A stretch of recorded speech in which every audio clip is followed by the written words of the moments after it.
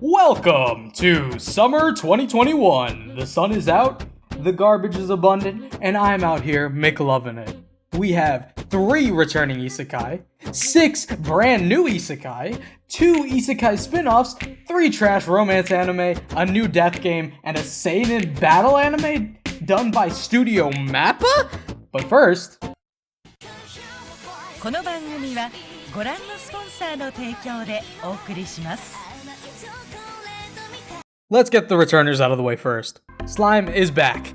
Always good to see a familiar face. However, going into this season, I'm not as hype as I once was for every new season of Slime.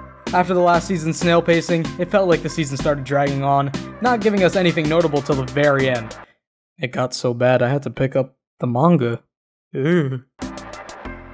Hopefully though, these issues are resolved because this arc, from what I've heard, is the best one so far, and for a while. I hope they do it justice at the end of the day, because I have high hopes for Slime. Unlike its naming scheme, Tensei Shitara Slime Data Ken 2nd Season Part 2. Bit of a mouthful, don't you think?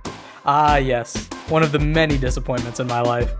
If Slime had snail's pace, this could be compared to the pace of watching paint dry. Stiff Chinese sweatshop animation combined with storytelling so bland you would think it was adapted from a light novel. I had soaring expectations for this series. It was based on a manga.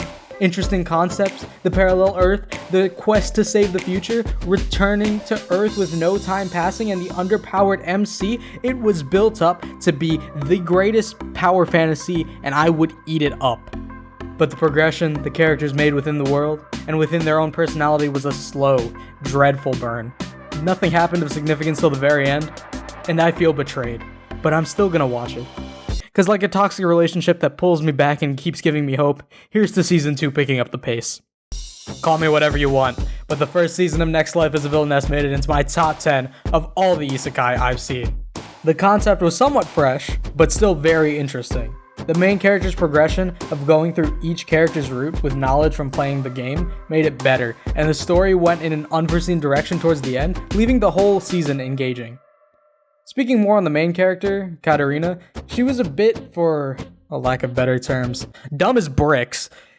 Most of the side characters were more interesting than her. At times she could outshine them, but for the most part her inner monologues were the only interesting part of her story. Not to mention she was a bit of a Mary Sue, but it's a harem anime, what did you expect? Isekai Lightning Round!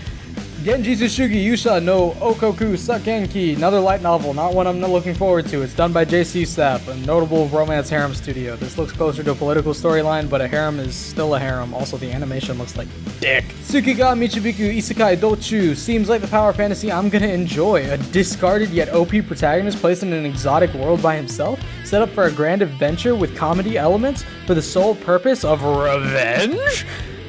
Sign me up.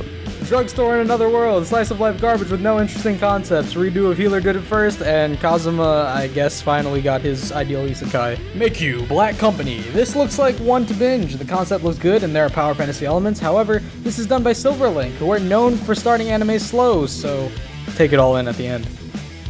Jeihi-sama wa Kujikinai. Jailbait. Serei Gensoki. Alright, we got the good shit right here. Power fantasy, tragic main character, and it's harem high school.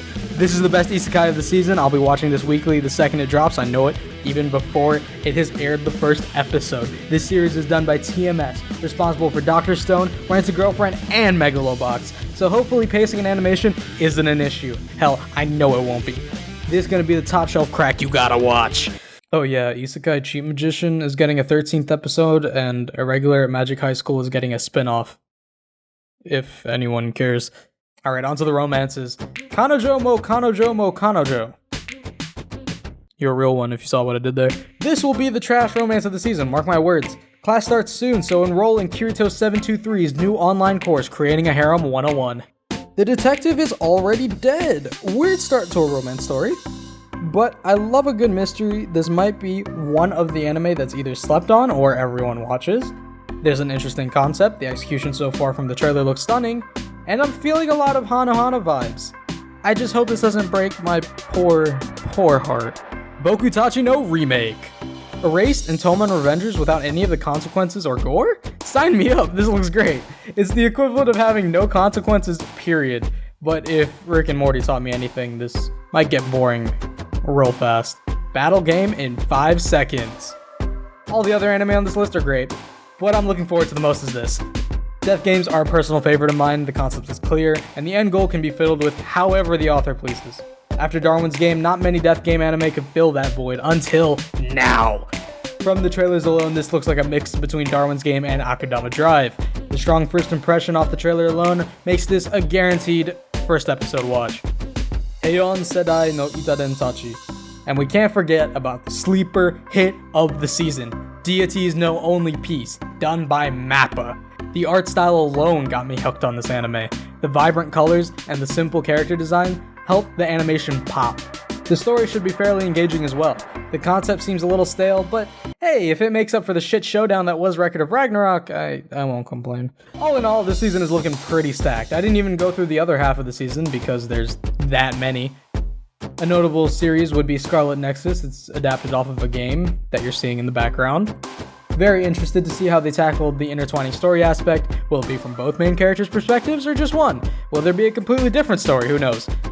There were no cinematic cutscenes in the game, so hopefully the anime can fill that gap.